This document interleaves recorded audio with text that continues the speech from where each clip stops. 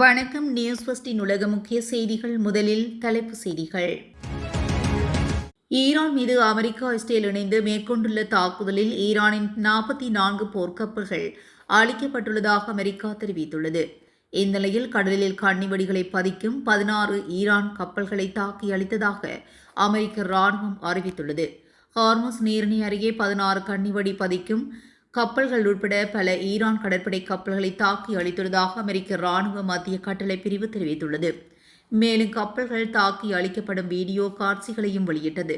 உலகின் மசகு எண்ணெய் விநியோகத்தில் 20% நடைபெறும் ஹார்முஸ் நீரிணை கடல் பகுதியில் ஈரான் கண்ணிவெடிகளை வைத்திருந்தால் அதை உடனடியாக அகற்ற வேண்டும் என்றும், தவறினால் முன்பு கண்டிராத அளவில் தாக்குதல் நடத்தப்படும் என்றும் அமெரிக்க ஜனாதிபதி ட்ரம்ப் எச்சரித்த நிலையில் 16 கண்ணிவெடி படகுகள் அழிக்கப்பட்டுள்ளமை குறிப்பிடத்தக்கது. இஸ்ரேலுக்கான அதன் தூதுவரை ஸ்பெயின் நீக்கியுள்ளது. மேலும் டெல்லவிவில் உள்ள அதன் தூதரகம் இப்போது ஒரு பொறுப்பாளரால் வழிநடத்தப்படும் என்று வெளியுறவு அமைச்சக வட்டாரம் தெரிவித்துள்ளது. ஈரானுக்கு எதிரான போரை இஸ்ரேல் வலிந்து ஆரம்பித்தால் ஸ்பெயின் அதனை ஆதரிக்கவில்லை என்றும் தெரிவிக்கப்பட்டுள்ளது. கனடா டொரண்டோ நகரில் அமைந்துள்ள அமெரிக்க தூதரகத்தை இலக்கு வைத்து நேற்று முன்தினம் அதிகாலை துப்பாக்கிச்சூடு நடத்தப்பட்டுள்ளது. உள்ளூர் நேரப்படி அதிகாலை 5:30 மணியளவில் துப்பாக்கிச் சத்தம் கேட்டதாக கிடைத்த தகவலை அடுத்து விரைந்த காவல்துறையினர் தூதரக வளாகத்தில் துப்பாக்கிச்சூடு நடத்தப்பட்டதற்கான ஆதாரங்களை கண்டறிந்துள்ளனர். சம்பவத்தில் எவருக்கும் காயங்கள் ஏற்படாத நிலையில் இதனுடன் தொடர்புடைய சந்தேக நபர்கள் எவரும் இதுவரை அடையாளம் காணப்படவில்லை என தகவல்கள் தெரிவிக்கின்றன. சம்பவத்தை அடுத்து விசாரணைகளுக்காக தூதரகத்தை சுற்றியுள்ள வீதிகள் தற்காலிகமாக மூடப்பட்டுள்ளதுடன் டொரண்டோ தீவிர விசாரணைகளை முன்னெடுத்து வருகின்றனர்.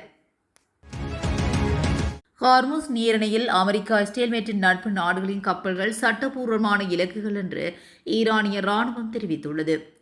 ஹார்முஸ் நீரிணை வழியாக செல்லும் அமெரிக்கா, இஸ்ரேல் அல்லது அதன் நட்பு நாடுகளுக்கான சொந்தமான எந்தவொரு கப்பல்களும் குறிவைக்கப்படலாம் என்று ஈரான் ராணுவம் தெரிவித்துள்ளது. எண்ணெய் சரக்கு அல்லது கப்பல் அமெரிக்கா, சியோனிசிய ஆட்சி அல்லது அவர்களின் விரோத கூட்டாளிகளுக்கு சொந்தமான எந்தவொரு கப்பலும் முறையான இலக்குகளாக கருதப்படும் என்று ராணுவத்தின் மத்திய செயல்பாட்டு கட்டளை அதிகாரி கதம் அல் அன்பியா அரசு தொலைக்காட்சிக்கு அளித்த அறிக்கையில் தெரிவித்துள்ளார். ஈரானின் ஆயுதப்படைகள் ஹார்முஸ் நீரிணை வழியாக 1 லிட்டர் எண்ணெயை கூட கொண்டு செல்ல அனுமதிக்காது என்று ஈரானிய ராணுவம் மீண்டும் வலியுறுத்தியுள்ளது. தாய்லாந்தில் ஏர் இந்தியா எக்ஸ்பிரஸ் விமானம் தரையிறங்கும் போது ஓடுதளத்தை சேதப்படுத்தியபடி தரையிறங்கியுள்ளது. ஐதராபாத்திலிருந்து தாய்லாந்தில் உள்ள புக்கெட் நகருக்கு சென்ற ஏர் இந்தியா எக்ஸ்பிரஸ் விமானம் தரையிறங்கும் போது முன்புற சக்கரத்தில் ஏற்பட்ட கோளாறு காரணமாக ஓடுதளத்தை சேதப்படுத்தியபடி தரையிறங்கியுள்ளது. தரையிறங்கும் நேரத்தில் விமானத்தின் முன்புற சக்கரத்தில் கோளாறு ஏற்பட்டதாக கூறப்படுகிறது. இதனால் விமானம் ஆபத்தான நிலையை எதிர்கொண்ட போதும் விமானி சாதுரியமாக செயல்பட்டு விமானத்தை பாதுகாப்பாக தரையிறக்கியுள்ளார். இந்த சம்பவத்தை அடுத்து உடனடியாக புக்கெட் விமான நிலையத்தின் சேவைகள் தற்காலிகமாக நிறுத்தப்பட்டுள்ளன. சம்பவத்தின் போது விமானத்தில் 133 பேர் இருந்துள்ளதுடன் யாருக்கும் காயம் எதுவும் ஏற்படவில்லை என தகவல் வெளியாகியுள்ளது. எனினும் விமானம் தரையிறங்கும் போது ஏற்பட்ட இந்த எதிர்பாராத நிகழ்வால் பயணிகள் பதற்றம் அடைந்துள்ளதாக கூறப்படுகிறது. குறித்த விமானம் தரையிறங்கும் போது ஓடுதளம் சேதமடைந்தது தொடர்பான காட்சிகள் சமூக வலைதளங்களில் பரவி வருகின்றன. கட்டார் நாடு அவசர உயர்ந்த பாதுகாப்பு எச்சரிக்கையை வெளியிட்டு குடியிருப்பாளர்கள் அனைவரும் வீடுகளுக்குள் இருக்குமாறு அறிவுறுத்தப்பட்டுள்ளது. நேற்றைய தினம் வெளியிடப்பட்ட 3வது எச்சரிக்கை இதுவாகும். இதற்கு முன்பு கத்தாரின் பாதுகாப்பு அமைச்சகம் ஒரு ஏவுகணை தாக்குதல் தடுக்கப்பட்டதாக தெரிவித்திருந்தது. லெபனான் தலைநகர் பெய்ரூட்டில் உள்ள ஹோட்டல் ஒன்றின் மீது இஸ்ரேல் நடத்திய தாக்குதலில் ஈரானை சேர்ந்த 4 தூதரக அதிகாரிகள் கொல்லப்பட்டதாக ஈரான் ஊடகம் ஒன்று செய்தி வெளியிட்டுள்ளது. ஐநாவுக்கான ஈரானின் தூதர் அமீர் சயித் இரவானி ஐநாவிடம் சமர்ப்பித்த கடிதத்தை மேற்கோள் காட்டி இந்த தகவல் வெளியாகியுள்ளது.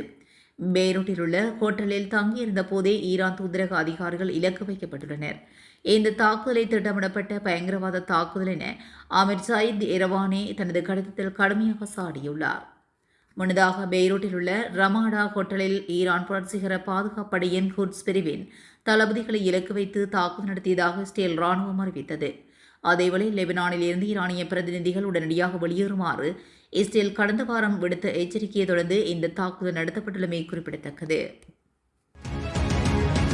மத்திய கிழக்கு அமெரிக்கா மற்றும் ஈரான் இடையே போர் பதற்றம் அதிகரித்த நிலையில் அங்கிருந்து இதுவரை 7,000க்கும் அதிகமான கனடியர்கள் வெளியேறியுள்ளதாக கனடிய வெளிவிவகார அமைச்சர் அனிதா ஆனந்த் தெரிவித்துள்ளார்.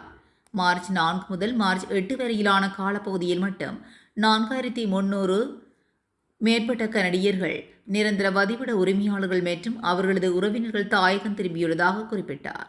இவர்கள் நேரடி மற்றும் மாற்று விமான பாதைகள் ஊடாக கனடாவை வந்தடைந்துள்ளனர். வர்த்தக ரீதியிலான விமானங்களை பயன்படுத்தி வெளியேறுமாறும் ஊக்குவிக்கும் அதேவேளை தேவைப்பட்டால் விசேட விமானங்கள் மற்றும் பேருந்து வசதிகளை வழங்க அரசாங்கம் தயாராக உள்ளது.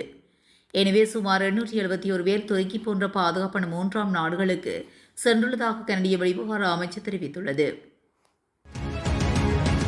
துபாய் சர்வதேச விமான நிலையம் அருகே 2 ஆளில்லா வானூர்திகள் விழுந்ததில் 4 பேர் காயமடைந்துள்ளதாக தெரிவிக்கப்படுகிறது.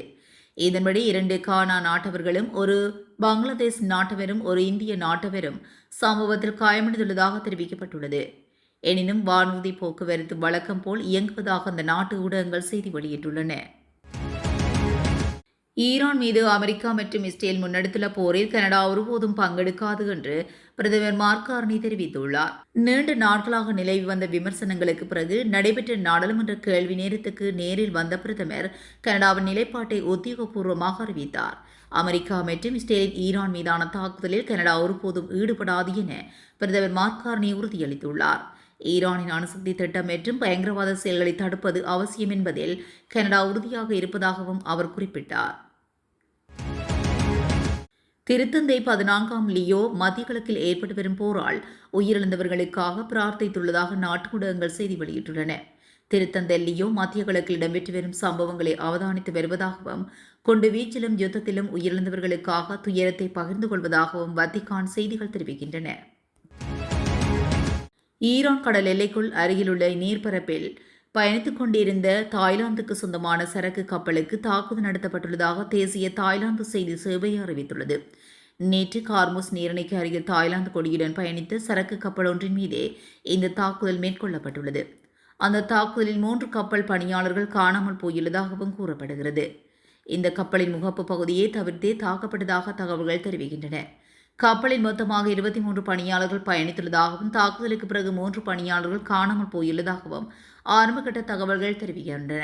கப்பல் போக்குவரத்து தரவுகளை வழங்கும் இந்த கப்பல் ஐக்கிய அரபு ராச்சியத்தின் துபாயிலிருந்து புறப்பட்டு இந்தியாவை நோக்கி பயணித்துக் கொண்டிருந்ததாக குறிப்பிடப்பட்டுள்ளது. சர்வதேச அரசியல் சூழலில் ஏற்பட்டுள்ள மாற்றங்களுக்கு மத்தியில் வடகொரியா மீதான தனது செல்வாக்கை மீண்டும் நிலைநிறுத்த சீனா தீவிரமாக முயன்று வருவதாக புலனாய்வு அறிக்கை தெரிவிக்கிறது. புதன்கிழமை நேற்றைய தினம் வெளியான இந்த அறிக்கையின்படி வடகொரியாவின் பொருளாதார சார்ந்துள்ள நிலையை பயன்படுத்தி அந்நாட்டின் மீதான தனது பிடியை சீனா மறுசீரமைத்து வருகிறது. குறிப்பாக எல்லைப் பகுதிகளில் வர்த்தகத்தை அதிகரிப்பது, உள்கட்டமைப்பு திட்டங்களில் முதலீடு செய்வது போன்ற மற்றும் எரிசக்தி விநியோகத்தை உறுதிப்படுத்துவது ஆகியவற்றின் மூலம் பியாங்யாங்கின் ஒரே முக்கிய கூட்டாளியாக தன்னை நிலைநிறுத்த பெய்ஜிங் திட்டமிடுகிறது. மறுபுறம் வடகொரியா ஜனாதிபதி கிம் ஜாங் உன் சீனாவின் இந்த ஆதிக்கத்தை ஏற்றுக்கொள்வாரா அல்லது தனது நாட்டின் இறையாண்மையை பாதுகாக்க மாற்று வழிகளை தேடுவாரா என்ற கேள்வி எழுந்துள்ளது. சமீப காலமாக ரஷ்யாவுடனான இராணுவ உறவுகளை வடகொரியா பலப்படுத்தி வரும் நிலையில் இது சீனாவுக்கு போட்டியை ஏற்படுத்தியுள்ளது. இருப்பினும் உணவு மற்றும் அத்தியாவசிய தேவைகளுக்கு சீனாவையே பெரிதும் நம்பியிருக்க வேண்டிய சூழல் கிம் ஜோங் உன்னிற்கு உள்ளது. எனவே இந்த பிராந்தியத்தில் அமெரிக்காவின் செல்வாக்கை குறைக்க சீனா மேற்கொள்ளும் இந்த ராஜேந்திர நகர்வுகள் கிழக்கு ஆசியாவின் பாதுகாப்பு சூழலில் புதிய திருப்பத்தை ஏற்படுத்தும் என எதிர்பார்க்கப்படுகிறது. இதுபோன்ற செய்திகளை உடனுக்குடன் தெரிந்து கொள்ள நியூஸ் ஃபர்ஸ்டுடன் இணைந்திருங்கள். நன்றி, வணக்கம்.